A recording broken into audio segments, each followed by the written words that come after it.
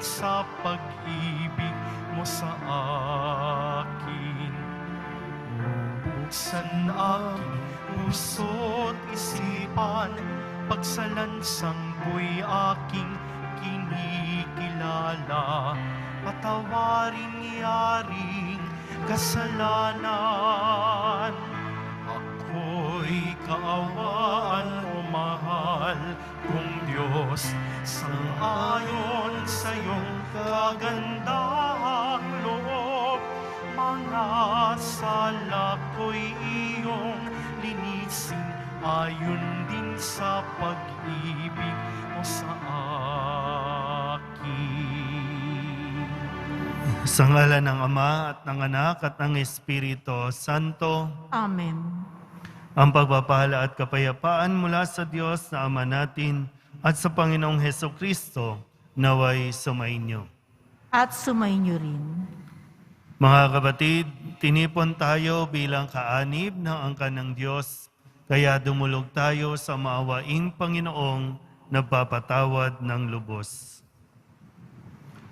Sinugong tagapagpagaling sa mga nagsisisi, Panginoon, kaawaan mo kami. Panginoon, kaawaan mo kami. Dumating na tagapag-anyayang mga makasalanan ay magsisi, Kristo, kaawaan mo kami. Kristo, kaawaan mo kami. Nakaluklok ka sa kanan ng Diyos Ama para ipamagitan kami. Panginoon, kaawaan mo kami. Panginoon, kaawaan mo kami. Kaawaan tayo na makapangyarihang Diyos, patawarin tayo sa ating mga kasalanan at patnubayan tayo sa buhay na walang hanggan. Amen. Manalangin tayo. Ama naming makapangyarihan, kaming napapasubasob dahil sa aming kahinaan, ay makabangon nawa at makapanindigan pakundangan sa pagpapakasakit ng iyong anak kasama mo at ng Espiritu Santo magpasawalang hanggan. Amen. Magsiupo ang lahat.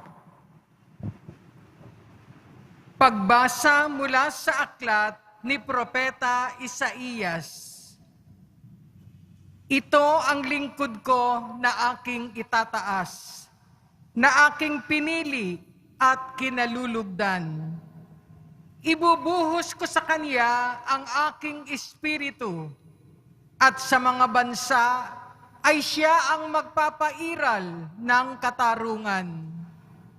Mahinahon at banayad kung siya'y magsalita, ni hindi magtataas ng kanyang tinig.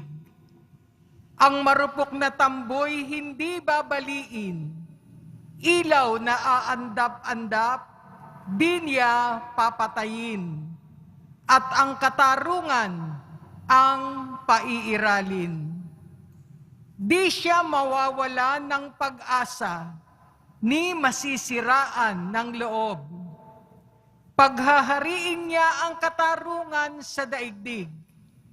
Ang mga bansa sa malayo ay buong pananabik na maghihintay sa kaniyang mga turo.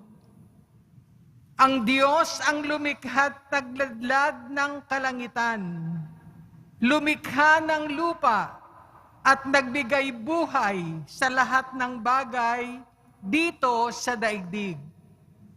At ngayon, ang Panginoong Diyos ay nagsabi sa kaniyang lingkod, Akong Panginoon, tumawag sa iyo.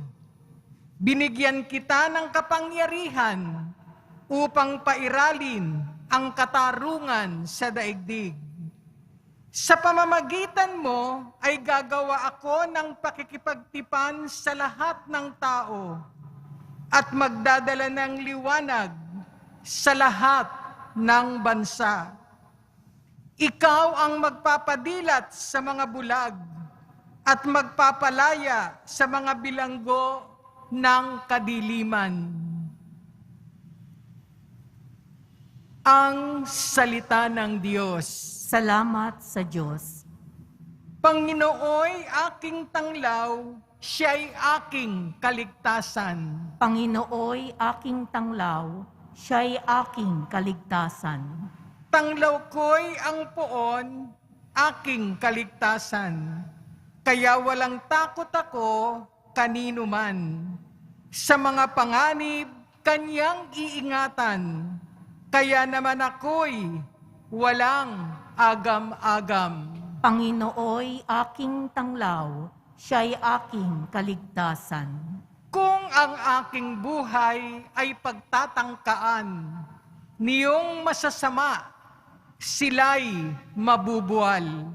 Panginooy aking tanglaw, siya'y aking kaligtasan. Kahit salakayin ako ng kaaway, magtitiwala rin ako sa may kapal. Panginooy aking tanglaw, siya'y aking kaligtasan.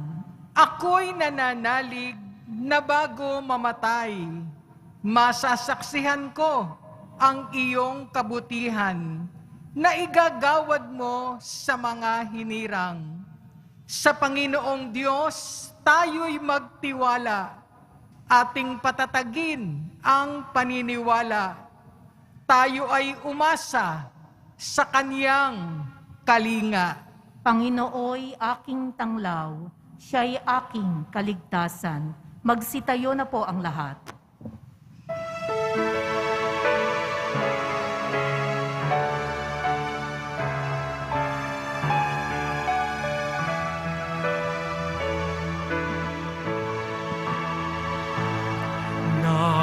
Nagpupuri kami sa'yo, Panginoong Jesucristo. Nagpupuri kami sa'yo, Panginoong Jesucristo. Nagpupuri kami sa'yo, Hari namin, Jesucristo. Ang pagdamay mo sa tao ay talagang patotoo na kami minamahal mo. Nagpupuri kami sa'yo, Panginoong Jesucristo.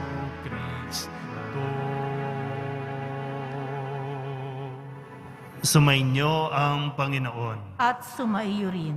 Ang mabuting balita ng Panginoon ayon kay San Juan. Papuri sa iyo, Panginoon. 6 na araw bago magpaskwa, si Jesus ay dumating sa Betanya, sa bayan ni Lazaro na kanyang muling binuhay. Ipinaghanda siya roon ng hapunan. Naglingkod si Marta at si Lazaro'y isa sa mga kasalo ni Jesus.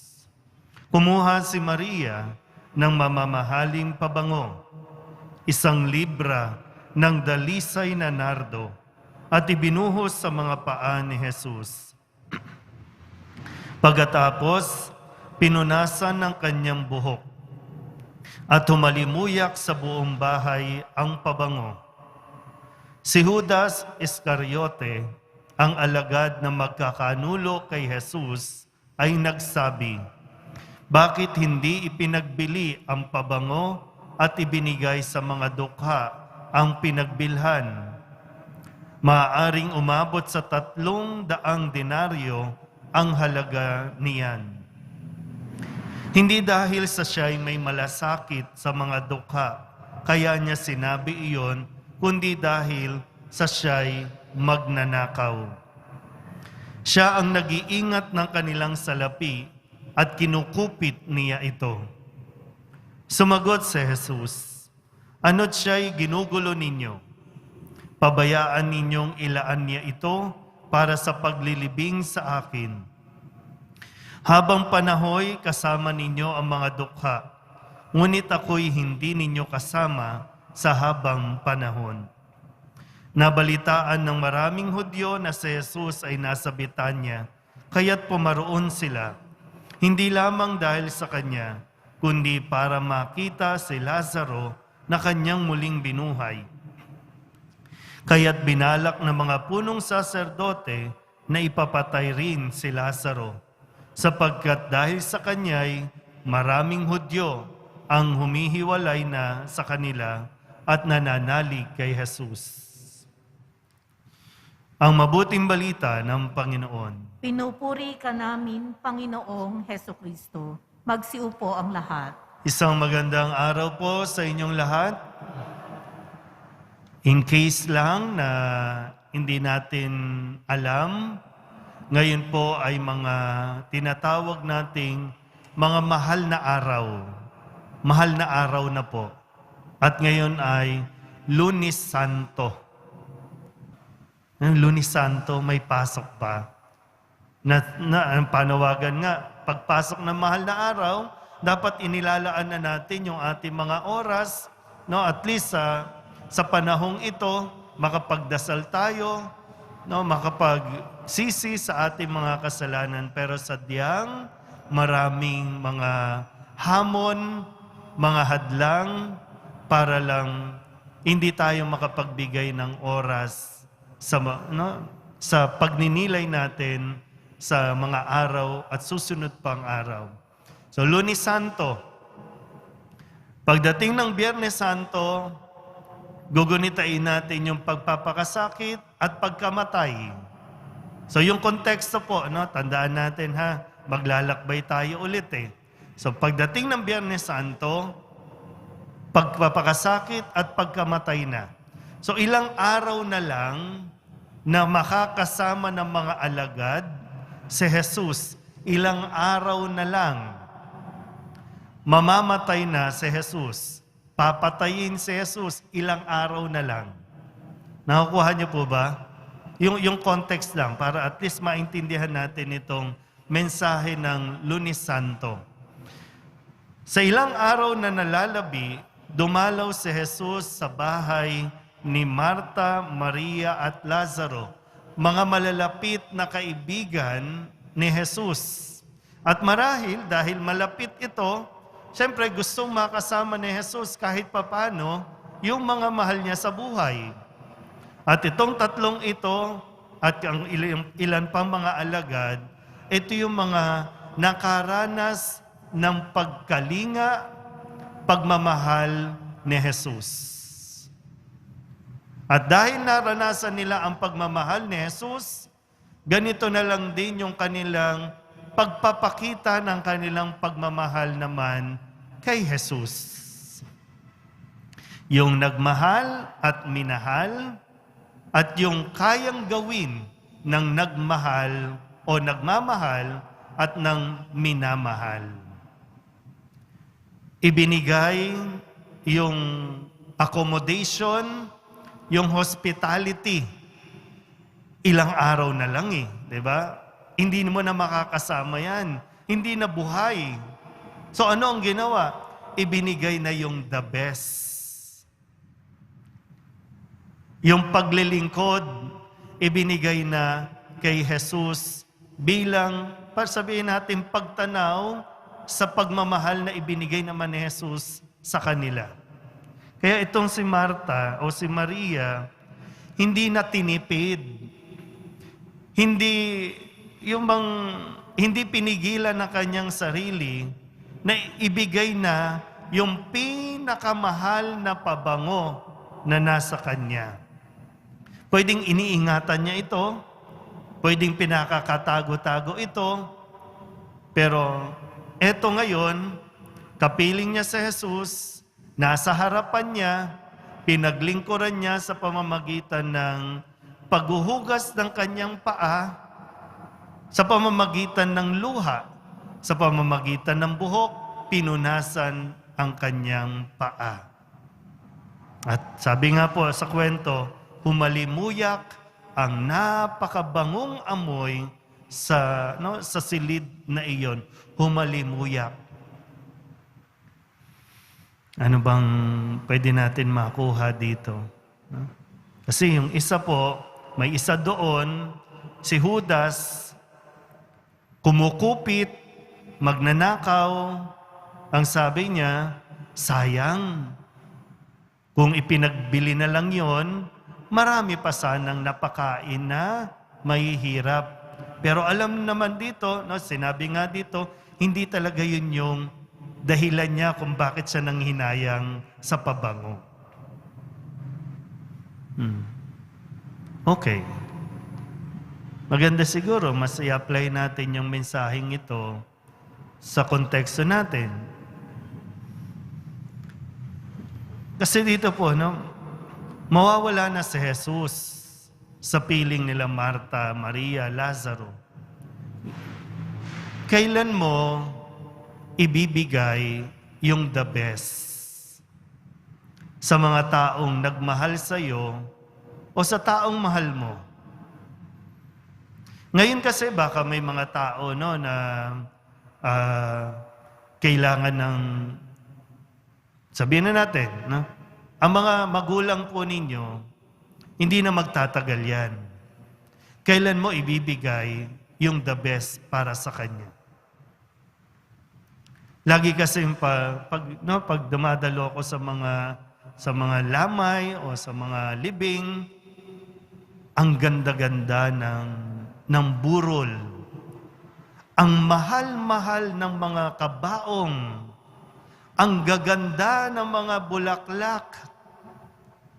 At ang sasarap ng pagkain.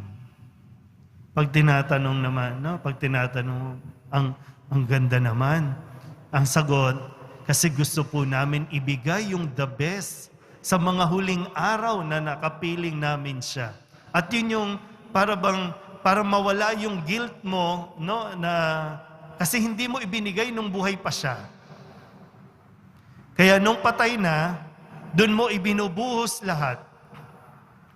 Kahit nga yung barong o kaya yung gown na susuotin, bago. Aanin pa, patay na. Kaya ngayon, maaaring baka panawagan sa atin, no? Buhay pa. Kailan mo ibibigay yung the best sa Kanya?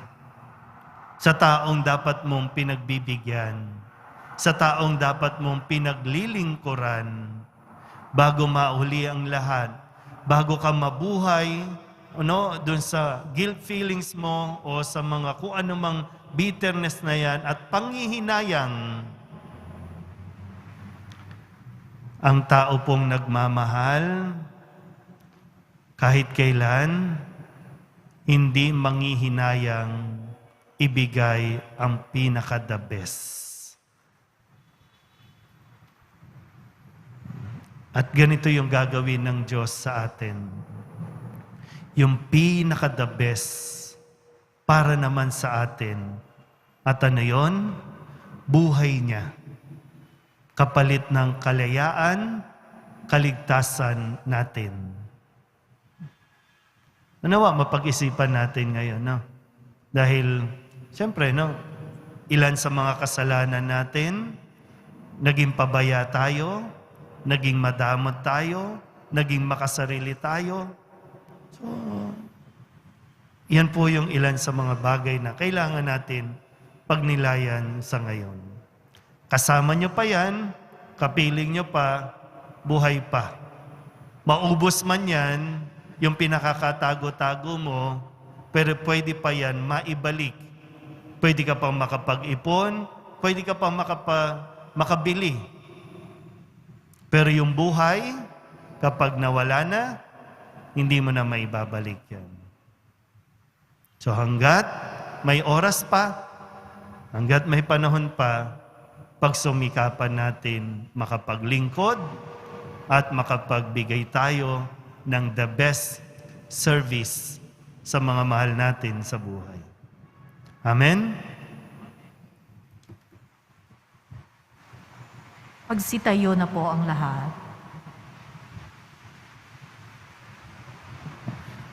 Sa kabutihang loob ni Jesus, inaanyayahan tayo na lumapit sa Kanya ng buong pagpapakumbaba para sa kapatawaran ng ating mga kasalanan.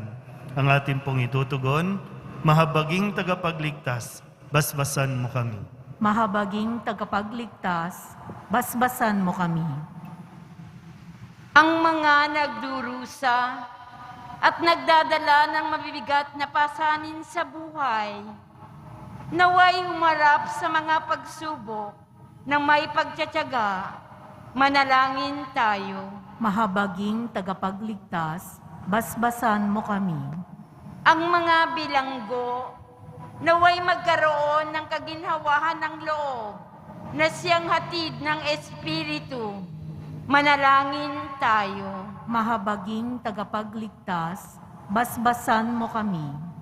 Tayo naway magbigay ng tulong sa mga dukha. Manalangin tayo. Mahabaging tagapagligtas, basbasan mo kami. Ang mga may sakit, naway makakuha ng tapang at lakas mula sa krus ni Kristo. Manalangin tayo. Mahabaging tagapagligtas, basbasan mo kami. Idulog din natin sa Panginoon ang ating mga personal na kahilingan at mga panalangin para sa ating mga pamilya. Ganon din ang lahat ng mga misang pasasalamat, special na intensyon at mga kaluluwa na hinihiling na ipagdasal sa misang ito.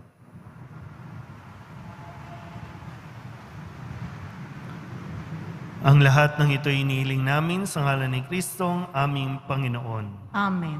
Magsiupo ang lahat.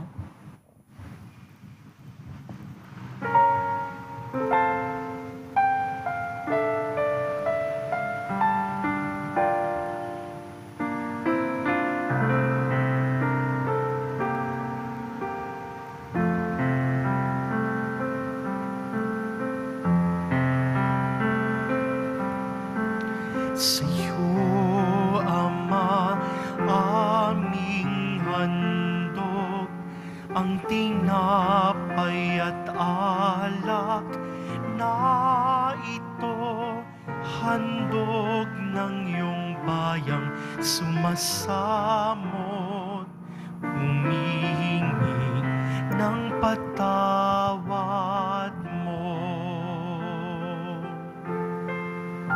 Magsitayo Manalangin na po kayo ang mga lahat. kapatid upang paghain natin ay kalugdan ng Diyos sa mga makapangyarihan. Tanggapin nawa ng Panginoon itong paghain sa iyong mga kamay, sa kapurihan niya at karangalan, sa ating kapakinabangan at sa buong sambayanan niyang banal. Ama naming lumikha, tunghayan mo ang ginaganap naming paghahain na iyong inilalaan upang patawad mo ay maibigay sa amin at pamungahin mo sa amin ang buhay na walang maliw. Sa pamamagitan ni Jesucristo kasama ng Espiritu Santo, magpasawalang hanggan. Amen. Sumainyo ang Panginoon. At sumaiyo rin. Itaas sa Diyos ang inyong puso at diwa. Tinaas na namin sa Panginoon. Pasalamatan natin ang Panginoong ating Diyos. Marapat na siya ay pasalamatan. Ama naming makapangyarihan, tunay ngang marapat na ikaw ay aming pasalamatan sa pamamagitan ni Jesucristo na aming Panginoon. Nababanaagan na namin ang pagdiriwang sa kanyang pagpapakasakit at pagkabuhay. Malulupig na ang dating pagsuway sa pag-ako sa kanyang kusang loob na katapatan at magaganap na ang pag-alala sa aming pag-anib sa iyong tinubos na angkan. Kaya kaysa ng mga anghel na nagsisiawit ng papuri sa iyo nang walang humpay sa kalangitan, kami nagbubunyi sa iyong kadakilaan. Santo, Santo, Santo, Panginoong Diyos ng mga hukbo, napupuno ang langit at lupa ng kadakilaan mo, o sana sa kaitaasan. Pinagpala ang naparirito sa ngalan ng Panginoon, o sana sa kaitaasan. Magsiluhod po ang lahat. Ama naming banal, ikaw ang bukal ng tanang kabanalan. Kaya't sa pamamagitan ng iyong Espiritu, gawin mong banal ang kaloob na ito upang para sa aming maging katawan at dugo ng aming Panginoong Heso Kristo. Bago niya pinagtiis ang kusang loob na maging handog, inawakan niya ang tinapay, pinasalamatan kaniya, pinaghati-hati niya iyon, iniabot sa kanyang mga alagad at sinabi, "Tanggapin ninyong lahat ito at kanin, ito ang aking katawan na ihahandog para sa inyo."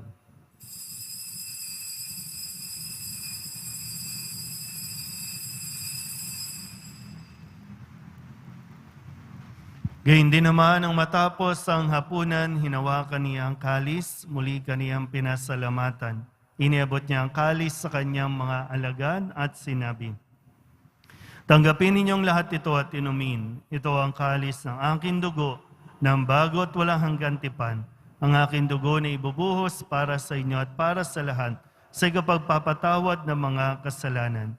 Gawin ninyo ito sa pag-alaala sa akin."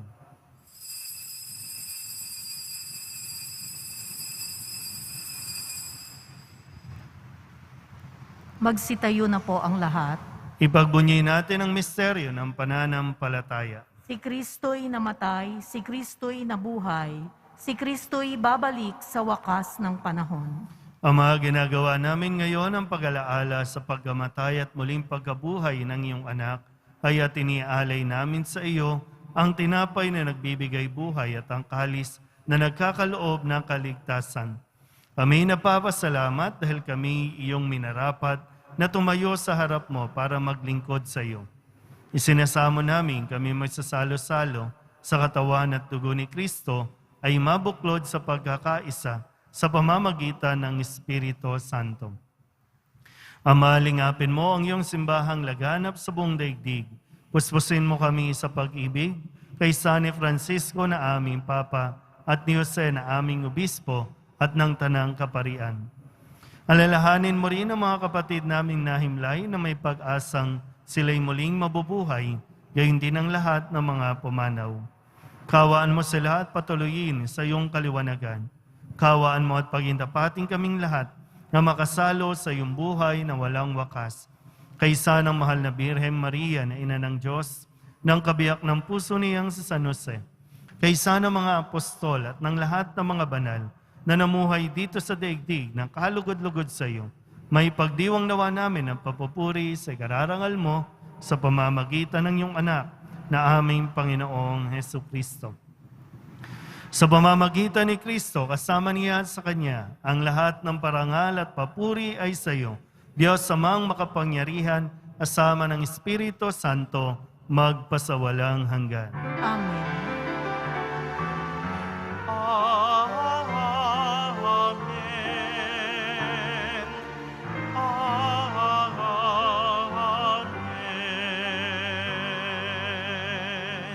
Buong kababaang loob tayong tumawag sa ating Panginoon ng Ama namin.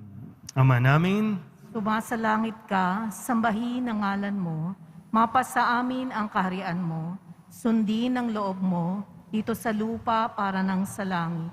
Bigyan mo kami ngayon ng aming kakanin sa araw-araw, at patawarin mo kami sa aming mga sala, para ng pagpapatawad namin sa nagkakasala sa amin, at huwag mo kaming ipahintulot sa tukso, at iadya mo kami sa lahat ng masama.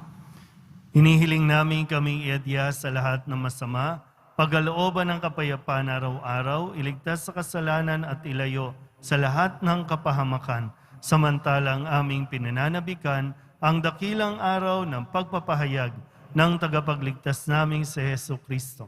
Sapagkat iyo ang kaharian at ang kapangyarihan at ang kapurihan, magpakailanman. Amen. Panginoong Jesucristo, sinabi mo sa iyong mga apostol, "Kapayapaan ang iniiwan ko sa inyo, ang aking kapayapaan ang binibigay ko sa inyo.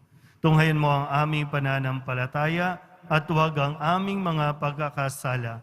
Pagkalooban mo kami ng kapayapaan at pagkakaisa ayon sa iyong kalooban, kasama ng Espiritu Santo, magpasawalang hanggan." Amen. Ang kapayapaan ng Panginoon ay laging sumainyo. At sumaiyo rin. Magbigayan po tayo ng kapayapaan sa isa't isa.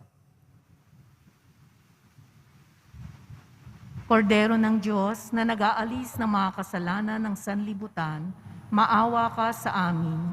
Kordero ng Diyos na nag-aalis ng mga kasalanan ng sanlibutan, maawa ka sa amin. Kordero ng Diyos na nag-aalis ng mga kasalanan ng sanlibutan, ipagkaloob mo sa amin ang kapayapaan. Magsiluhod po ang lahat.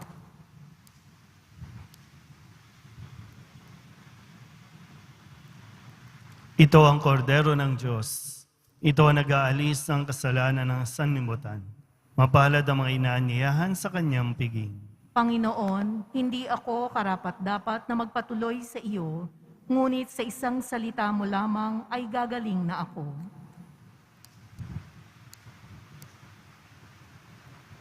Katawan ni Kristo, Amen.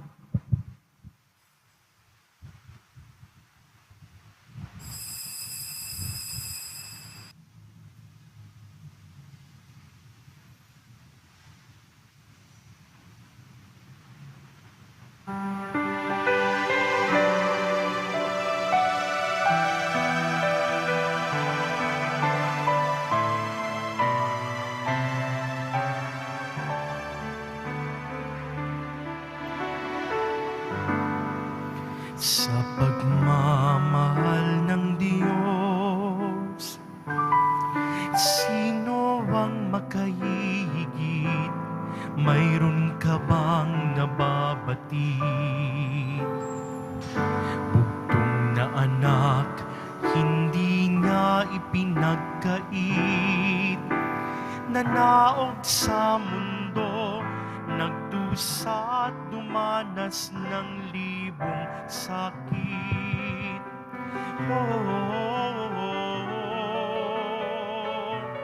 Purihin ka sa dakilang pagmamahal mo. Kahit bayaran ka, di sapat ito upang ibalik ang dugong itinigis ng iyong anak para sa akin.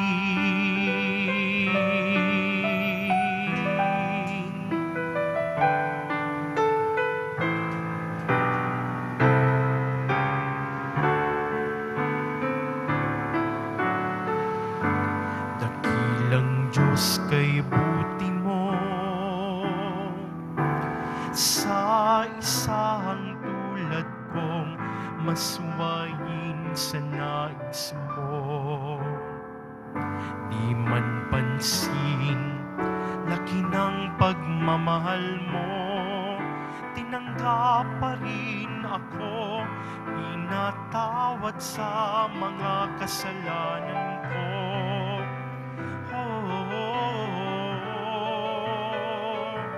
Purihin ka sa dakilang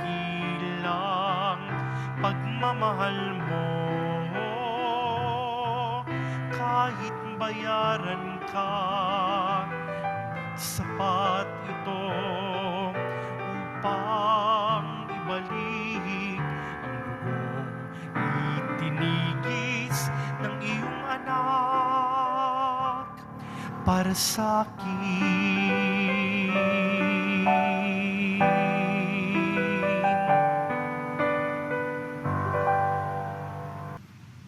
Magsitayo na po ang lahat. manalangin tayo. Ama naming mapagmahal, dalawin mo ang iyong sambayanan at tunghayan mo ang aming kaloobang nakalaan upang ang mga misteryo ng hapis at luwalhati ay ipagdiwang ang tinanggap naming kagalingan sa banal na pakikinabang na pinagsaluhan namin mula sa iyong mapagpalang kamay, ay pamalagiin mo sa amin pakundangan sa iyong patnubay sa pamamagitan ni Jesucristo kasama ng Espiritu Santo magpasawalang hanggan. Amen. Manalangin tayo para sa pagbabasbas. Mahal na pong Jesus Nazareno, inihayag mo sa pamamagitan ng krus ang walang maliw na pag-ibig ng Diyos sa sangkatauhan. Pakinggan mo ang kahilingan ng iyong angkan na nagsusumamo sa iyo. Makamtanawa nila ang iyong katugunan at tanggapin ang kasagutan na may utang na loob na tinatanaw. Basbasan din po ninyo mga dala-dala nilang mga imahin at dasalan. Sa pamamagitan ng bendisyon na ito, naway maalala nila ang mga pangako nila noon sa binyag na ikaw ang kanilang ibigin at paglilingkuran bilang Panginoon magpasawalang hanggan. Amen. At pagpalain kayo ng makapangyarihang Diyos, Ama at Anak at Espiritu Santo. Amen. Umayo kayong taglay ang kapayapaan ng Poong Jesus Nazareno. Salamat sa Diyos. Magandang umaga po.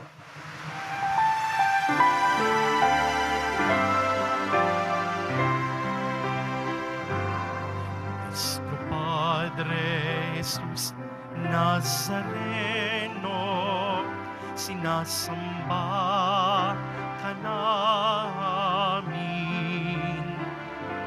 Pinipintungo ka namin. Aral mo ang aming buhay at kaligtasan. Nuestro Padre Jesus Nazareno, iligtas mo kami sa kasalanan. Ang krus mong kinamatayan ay sagisag ng aming kaligtasan. Nuestro Padre Jesus Nazareno, dinarangal ka namin. Nuestro Padre Jesus Nazareno, nilulwalhati ka namin. Nuestro Padre Jesus Nazareno, dinarangal ka namin. Nuestro Padre Jesus Nazareno, nilulwalhati ka namin.